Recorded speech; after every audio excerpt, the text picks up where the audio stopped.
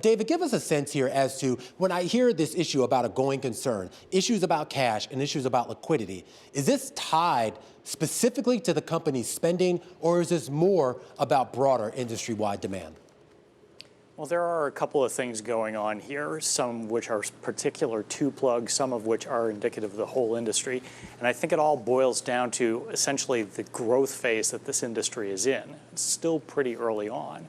With Plug, they have been going from one business model to another over the last 3 years. They, for years, basically sold fuel cell powered forklifts for warehouses and made a pretty good business out of it. But starting about 3 years ago, they started to get into the business of trying to produce hydrogen themselves, in part because they wanted to use it themselves, but they realized there might be an emerging market for it. So they bought out some companies to help them do that, and they launched on this program to build a bunch of production plants, both in the US and abroad. And some of those are about to come online, but they're not quite there yet. And they ran into a real problem this quarter because one of their main plants went offline for reasons they haven't quite specified yet, and they got into a crunch where they had to buy this stuff on the open market. Yeah, and certainly a painful situation to be in. And when you think about that situation that Plug Power has found itself in, is there anything that we can extrapolate out to the broader clean energy space, or is this really just about Plug Power? It isn't just about Plug Power, and I'd say this is really indicative of hydrogen. There are a lot of people out there who have big hopes for hydrogen as a future fuel because you can burn it and use it as a source of energy without producing greenhouse gases.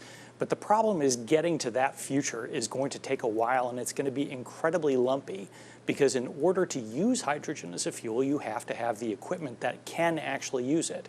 You can't just drop it into something that already uses natural gas.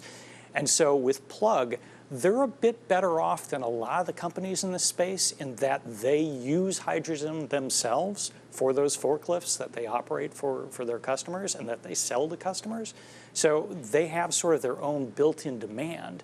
But at the same time, ramping up both production and demand is going to be very uneven in years ahead. What ends up being the balance here, David? Because, I mean, we're seeing a lot more investment in hydrogen, at least at the government level. And obviously, you have companies like Plug Power that have really tried to move the needle on the private side here.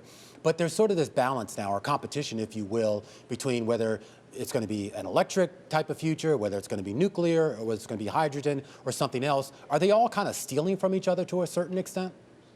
Not necessarily. They can all fit together pretty well, but again, it's going to be very uneven getting to that future, and nobody knows exactly what it's going to look like, so it's hard to place bets and make investments in it, both for individual investors, but also the companies in the space too.